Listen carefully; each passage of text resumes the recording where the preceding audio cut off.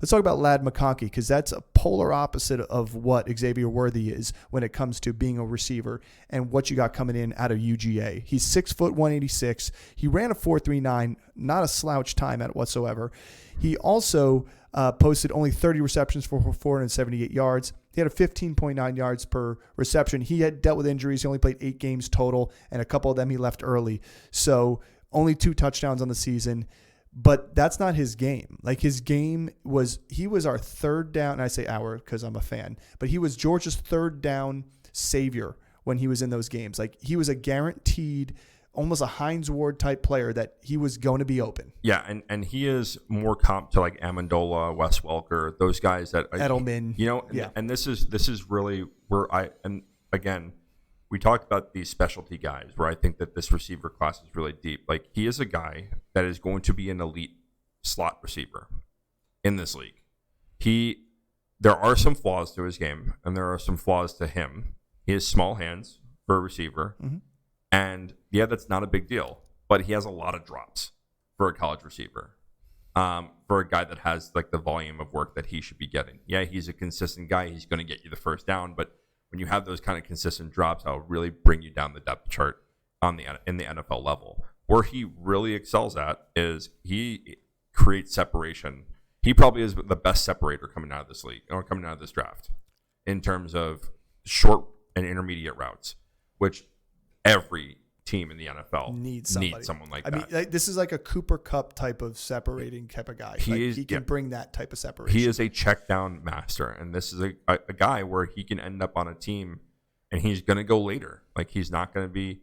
I mean, the earliest I see him going is in the last 2 picks of the first round, and that's if somebody trades up because they really want him, or the Chiefs decide to snag him. But he's a second round guy. He's a second round guy. He's a mid second round guy. Yeah. And I think that every team needs a guy like him, but you don't invest first round talent with a guy that like him.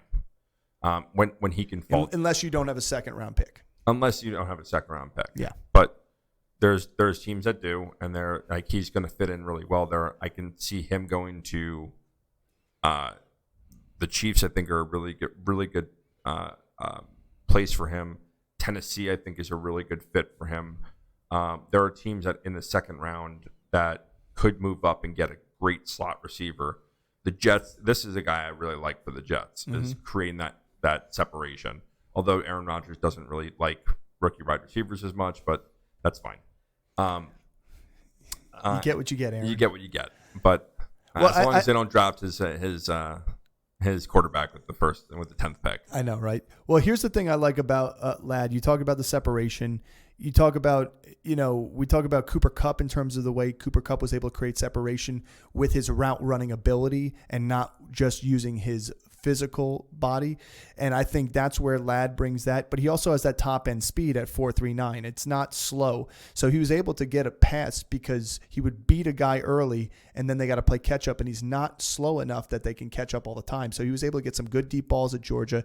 Now, again, the knock on the drops, you can't overlook that. You can look into the quality of quarterbacks that have been throwing to him. I mean, we're not talking about C.J. Stroud here. We're not talking about these Alabama guys that have been throwing to him in the SEC and some of these other SEC quarterbacks that we've seen drafted high up, Burrow, and we see Daniels is going to be a top guy. So there's a little bit of, take a grain of salt here, but drop's a drop. I do agree with you there. I think to me, Lad McConkey would be almost like a Christian Kirk in a way, and be able to be a slot receiver, create separation in the mid to intermediate, and also be able to then get past, top safety missed coverages. Yeah, I'll agree with you that he does have the top end speed to really break away as well, which is something that from a slot receiver is going to really help you out. The drops is something you can't overlook, and not only is he a great route runner, but he does have breakaway.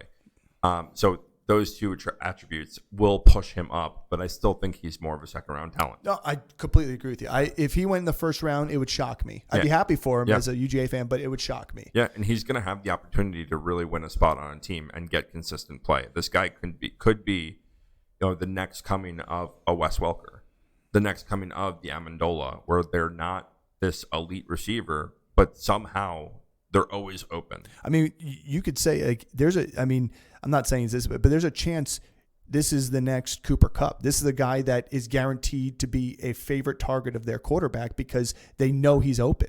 Yeah. Even though they've got a wide receiver one somewhere, he's open. Difference is Cooper Kupp doesn't drop the ball. No, yeah, I agree. Hey, So- listen, I'm just saying there's a wide range of outcomes for these guys, and it also depends on where they go.